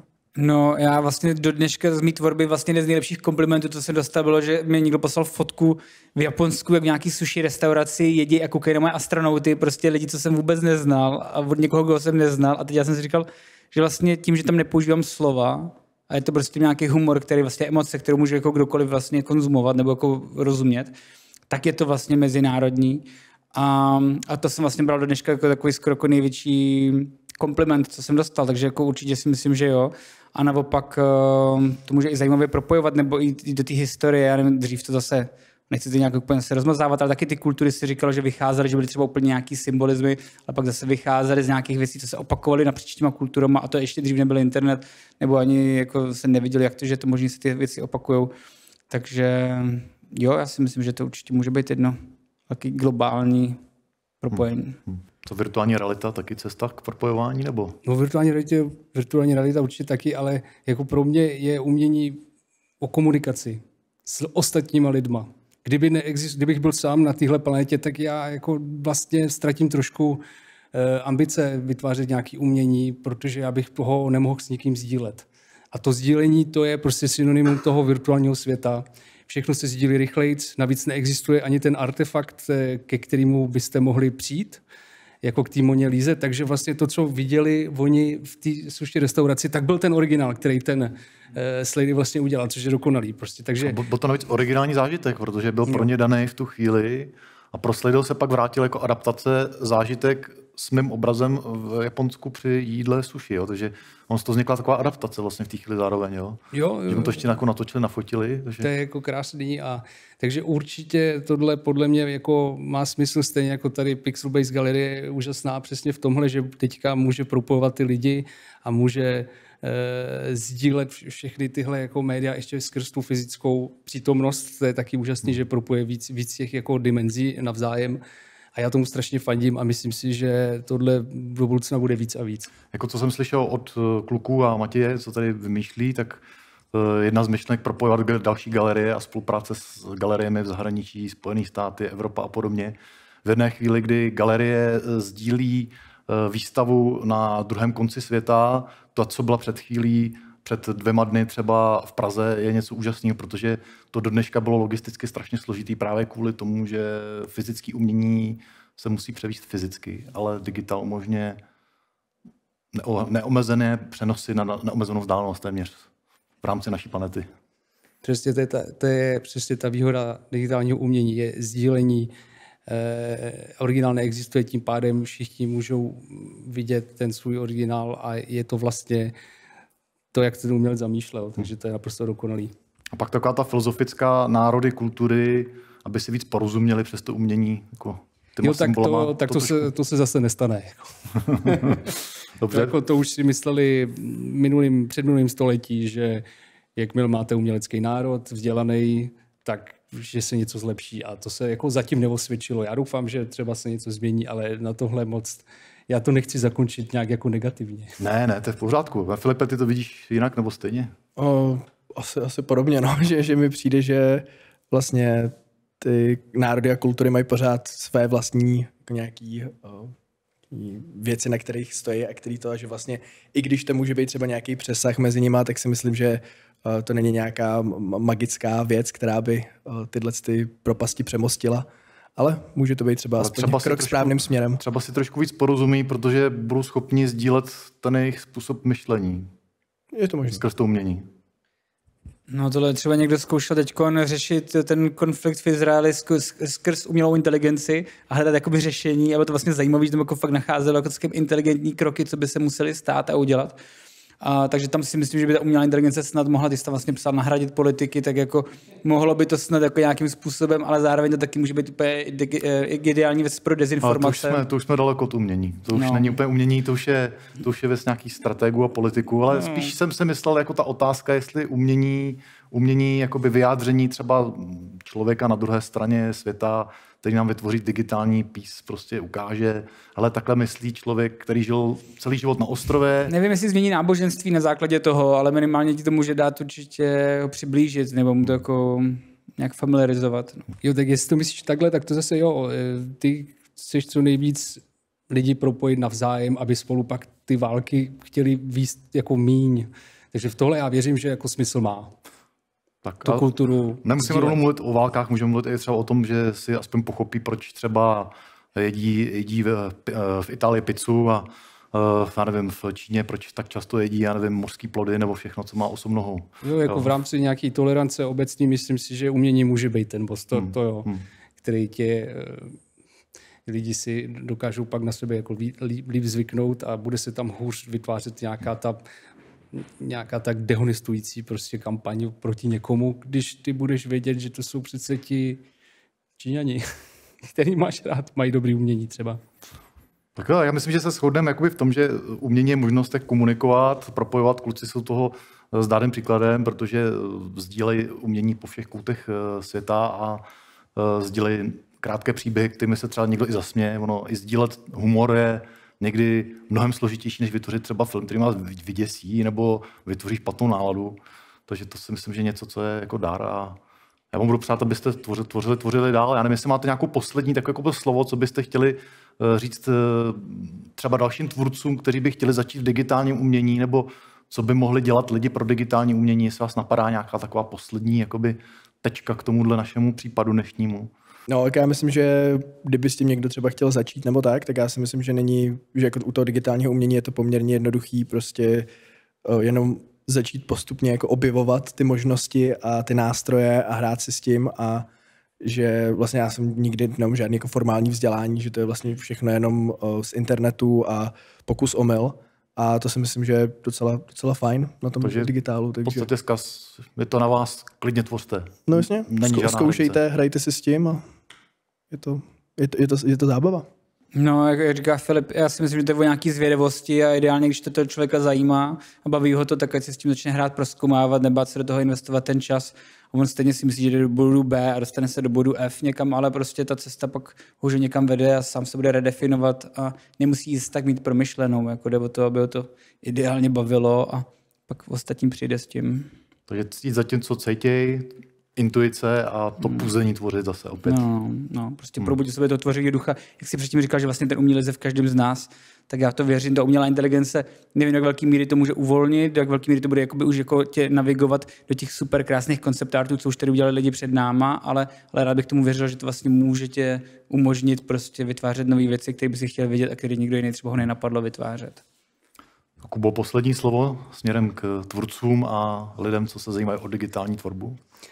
Já myslím, že vůbec není třeba motivovat. Lidi dokážou být kreativní s mobilem, s kamerou, s čímkoliv. Oni si k tomu najdou cestu, jako ani o tom nebudou přemýšlet, takže já jsem nakloněn pozitivně, že tady bude digitálních umělců víc a víc. Nástroje máte v ruku doslova.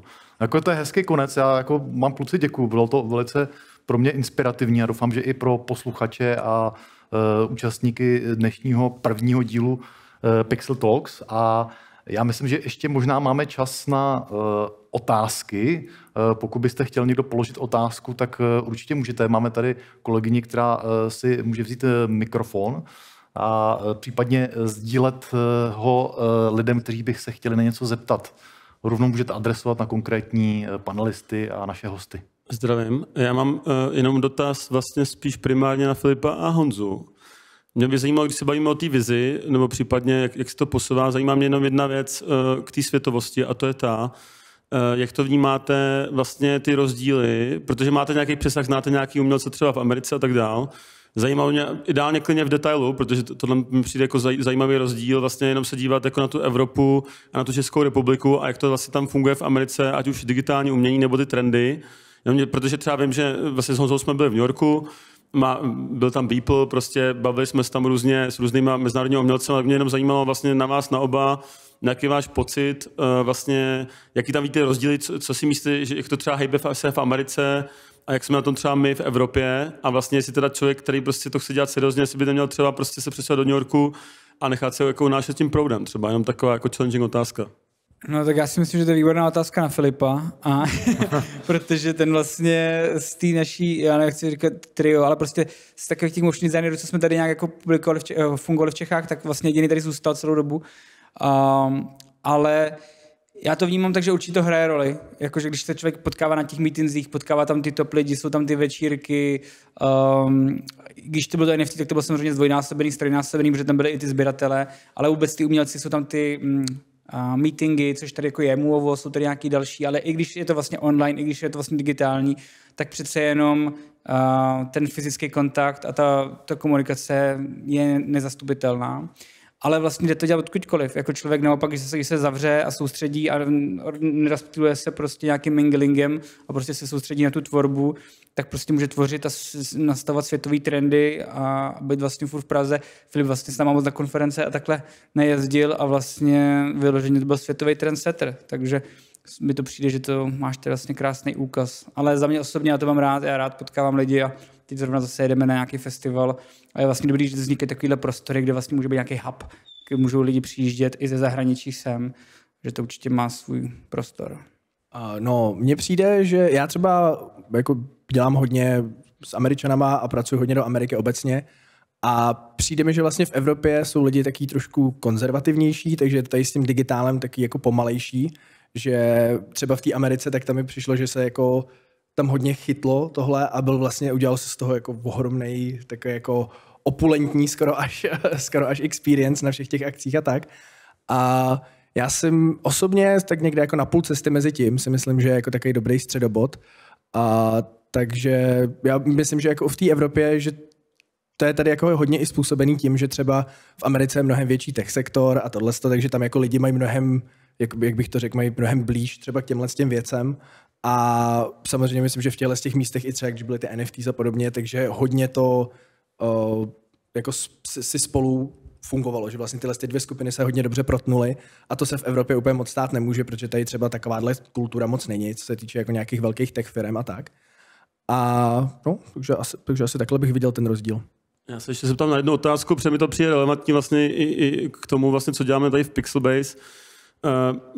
Jak jsme se třeba bavili, Honzo, vlastně s těma různýma, je tam, jako přijde mi, že když prostě člověk jako je docela úspěšný, jako úspěšný umělec, tak má takový rozkol. Buď prostě dělá komerční tvorbu, dělá velký projekty pro velké značky, je to dobře zaplacený a versus prostě takový ten svůj jakoby vlastní přístup, kdy si bude třeba nějakou vlastní komunitu a musí se věnovat vlastně té vlastní tvorbě, což se nemusí tam na první pohled být jako tolik benefitů. Jo. Tak by mě zajímalo ještě možná zase otázka na vás na oba, jak to jako vnímáte, když porovnáváte nějakou zakázkovou tvorbu a jak moc třeba vnímáte, že dneska ještě se vyplatí prostě, řekněme to v bear marketu, když vlastně odezněly tyhle silný trendy kolem NFT a tak dál, jako vlastně těch komunitních konceptů, jestli teďka vám třeba dává smysl se na tohle zaměřovat, jak moc a jak si myslíte, že to bude vypadat dál?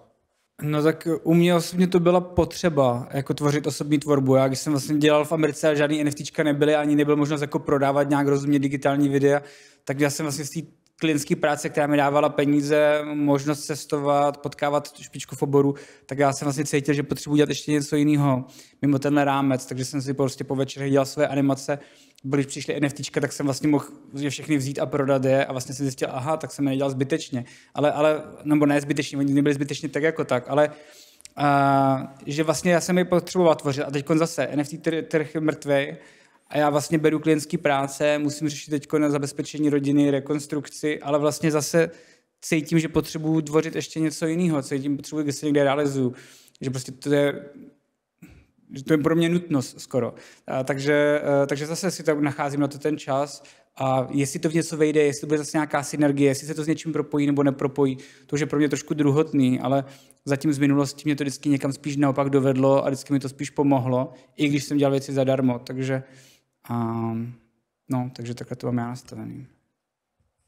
No, já jsem vlastně prakticky začínal tím, že jsem dělal osobní tvorbu, vlastně tak jsem vlastně se dostal tak nějak tu svoji, jakože do toho oboru jsem se vlastně dostal skrz to, že jsem začínal na osobní tvorbě, takže tam vlastně tak nějak vždycky to byla jako velká součást mýho života a mám to jako asi dost podobně jako Honza, no, že mi vlastně přijde, že ty osobní věci vždycky tak nějak vykrystalizovaly v nějaký další jako příležitosti a podobně. A já třeba osobně takový ten jako community building a tohle z toho úplně nemusím, že jako já spíš preferuju, aby to umění bylo to, co jako dělá jako ten talking, to, co předává ty informace. A takže jako klientský věci pořád dělám a občas jsem vlastně i zjistil, že potom, když jsem jako fakt vyloženě dělal jenom osobní tvorbu třeba 2-3 roky, tak jsem vlastně zjistil, že tu a tam udělat nějakou klientskou věc, kde jsou nějaký mantinely a zase je to něco úplně jiného, než bych třeba normálně dělal. Takže je to vlastně docela zábavný si jako tak odskočit a trochu si vyčistit hlavu od nějakých svých vlastních myšlenek a vlastních konceptů a pořád jako tam ruminovat nad tím, jestli to chci udělat takhle nebo takhle a mít něco, co je poměrně jasný, tak že vlastně jsem zjistil, že to taky má něco do sebe. No tak já v současnosti volnou tvorbu moc nedělám vlastně. Já jsem dělal předtím a teďka zrovna, když něco dělám, tak si to dělám víceméně, jak ty jsi říkal, pro sebe do šuplíku, nevystavuju a moc se volnou tvorbou v současnosti nezabývám. Myšlenkově jo, ale spíš teďka právě řeším tu komerci, ale já jsem byl vždycky jako rozprostřený mezi oba dva póly vlastně, takže já jsem si nikdy v tom neviděl rozpor, jako někteří umělci tradičně jako vidějí, ale to je daný i jako, co se týče národnostně a kde jste jako postavený v Japonsku je pro umělce největší podsta, když může dělat reklamu do televize třeba, jo? Takže to je taková otázka, jako že každý to vidí trošku jinak. Já jsem v tom nikdy rozpor neviděl. Dobrý den, mě vlastně zajímá, jestli řešíte převod vašich prací do tisku a jak, že jestli jako tady u toho je nějaká problematika a současně s tím vlastně i pak nějaká jako technologie té prezentace v nějakém digitálním médiu. Jenom jako uvedu, já jsem grafický designér a dost často řešíme, jak vypadají vlastně nějaký třeba weby na starších monitorech. Případně teďka jsme dělali prostě nějakou zakázku pro nějaké město a paní v knihovně si vytiskla letáček a donesla nám ho a byl úplně hnědej, ačkoliv měl být červený. Tak jenom jestli vlastně řešíte ty převody do toho tisku někdy a zároveň mě zajímá, jestli třeba pak řešíte jako třeba tady, že jaká by to měla být televize, jaký by to měl být monitor, vlastně jakoby tady tu technologickou stránku té prezentace té věci. No, já jsem právě ty printy řešil docela dlouho a je to boj, no, že zkoušel jsem hromadu různých tiskáren, řešil jsem různě, jako že se dělali nátisky, zkoušelo se, aby se to dobře skalibrovalo, ale potom je to zase, použije se trochu jiný papír, vypadá to úplně jinak, když je víc matnej, tak to nemá kontrast, když je lesklej, tak to je krásný, ale zase se od toho všechno leskne.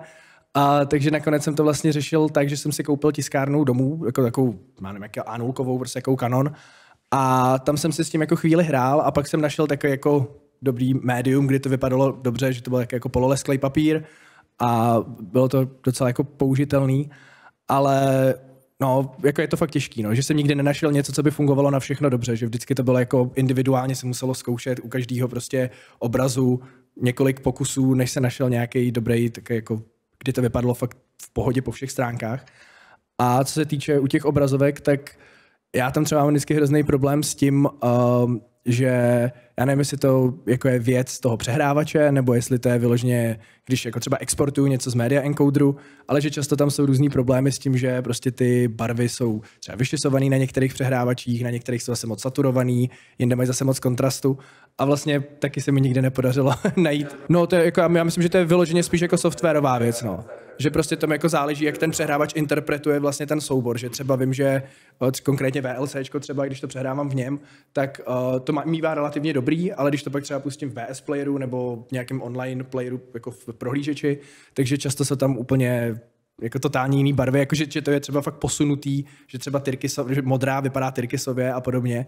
A hodně jsem to řešil, i když jsem dělal právě nějaký aukce, že třeba právě na stránkách Sotheby's, když se byla tato věc, tak to bylo prostě úplně šílený. Tak jsem tam psal, jestli s tím něco nemůžou udělat a oni říkali, no hele, to je každý prohlížeč má prostě trochu jiný tety, každý ten přehrávač má trochu jiný parametry, takže nenašel jsem žádný řešení. No ale zase nejsem nějaký jako tech guy, co by to jako znal, jako jak to backendově funguje, takže to asi nedokážu posoudit z tohohle hlediska. To Kubo, nechci se podělit o to, jak tisknout klasiku na plátna.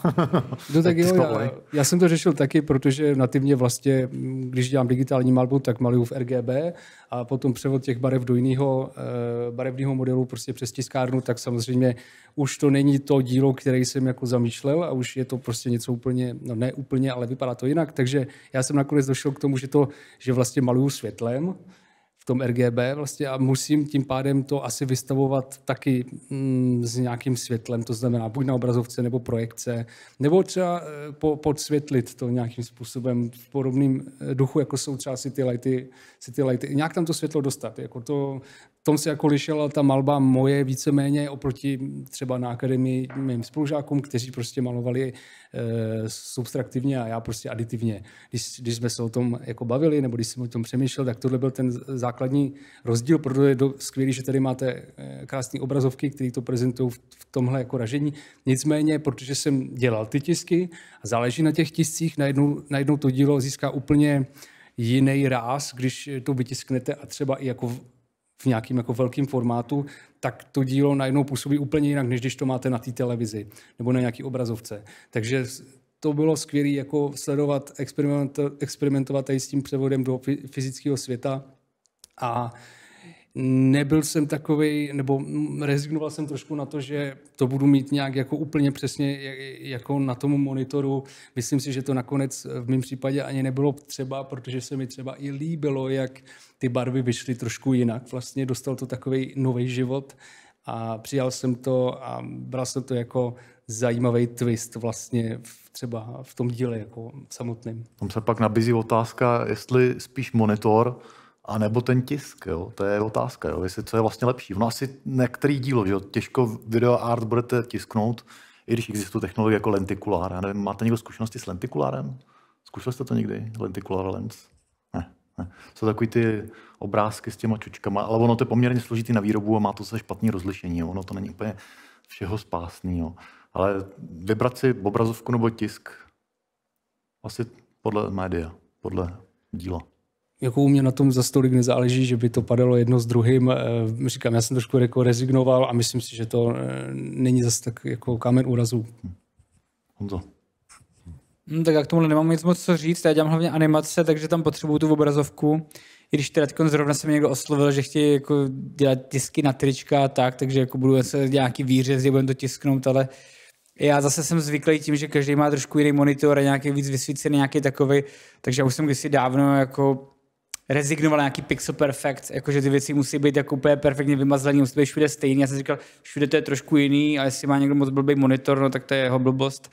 A prostě se s tím už moc nestresuju. A když potom na Instagramu tam ta věc byla 10krát repostnutá a to rozblitlalo ty hrany, že už to bylo jako hnusně dekompromovaný, to mě spíš štvalo, tak jsem aspoň rád, že už no, to mě děsilo jakoby nejvíc, jako když jsem pak viděl takový, pak tam ještě dal někdo jiný zvuk nebo přestrojil nějaký barevný filtry a já jsem se pak jako díval, jako jsem si, co to tady je za skvrnu, jako.